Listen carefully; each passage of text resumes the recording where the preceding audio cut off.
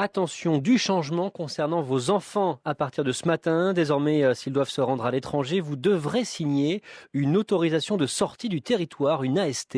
Un formulaire disponible sur Internet. Pour sortir du pays, tout mineur devra avoir sur lui ce formulaire signé par le parent, sa propre pièce d'identité, une photocopie de la pièce d'identité du parent qui aura signé le formulaire. Bonjour Nathalie Goulet.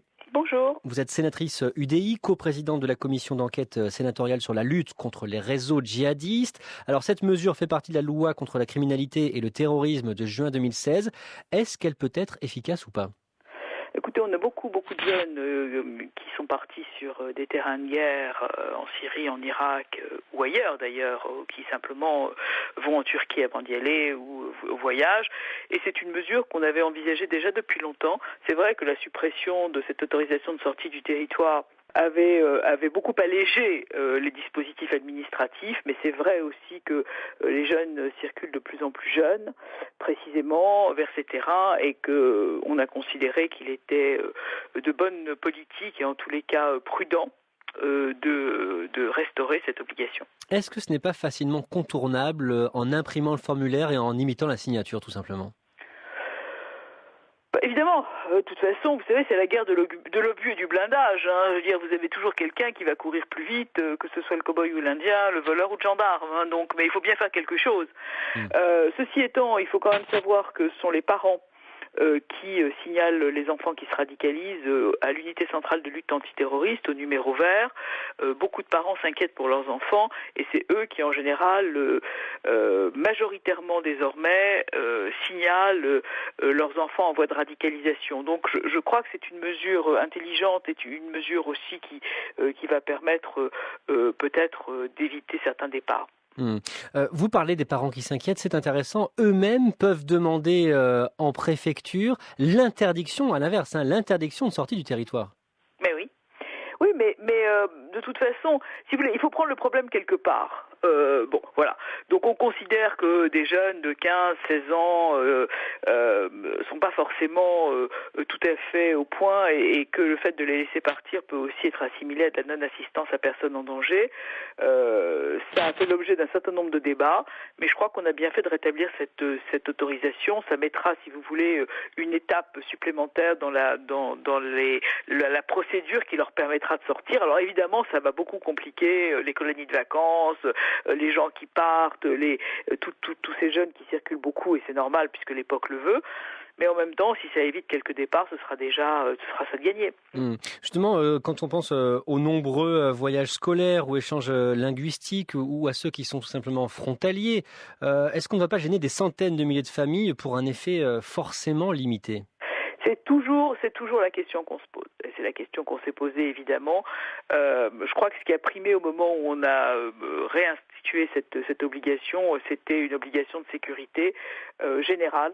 Alors si vous voulez, quand on regarde rétrospectivement ce type de mesures, on peut toujours s'interroger sur leur efficacité, c'est-à-dire effectivement une mesure prise pour quelques-uns et qui va pénaliser beaucoup d'autres.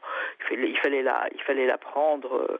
On l'a décidé ainsi, franchement, en toute connaissance de cause et en pensant qu'il valait mieux la prendre. D'ailleurs, ce sont un certain nombre de mesures qui vont devoir se faire au niveau européen. Vous ne pouvez pas attendre d'un certain nombre de politiques et leur demander qu'ils se mettent à fermer les frontières et à ouvrir les nôtres sans aucune sécurité.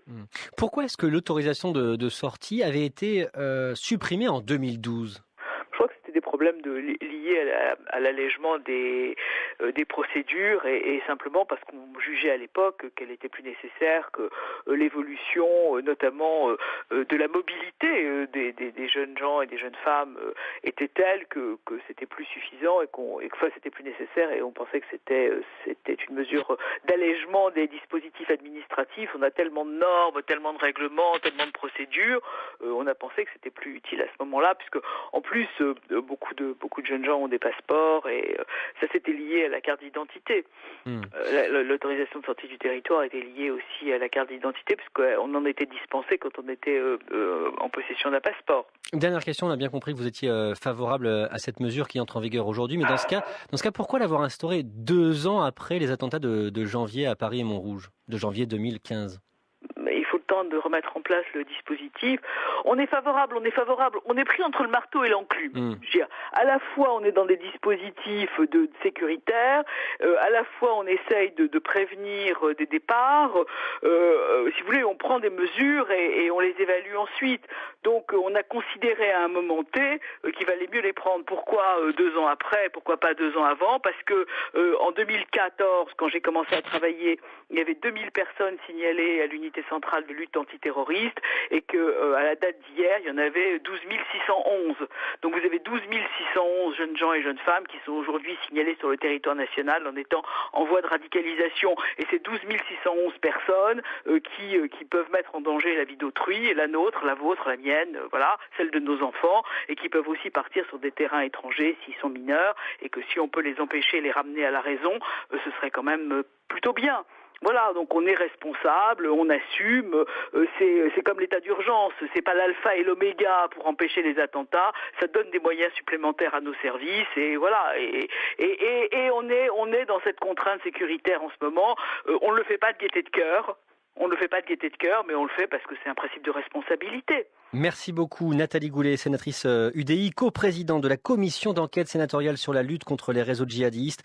On rappelle donc qu'à partir de ce matin, tous les mineurs doivent avoir une autorisation de sortie signée par leurs parents pour quitter le territoire.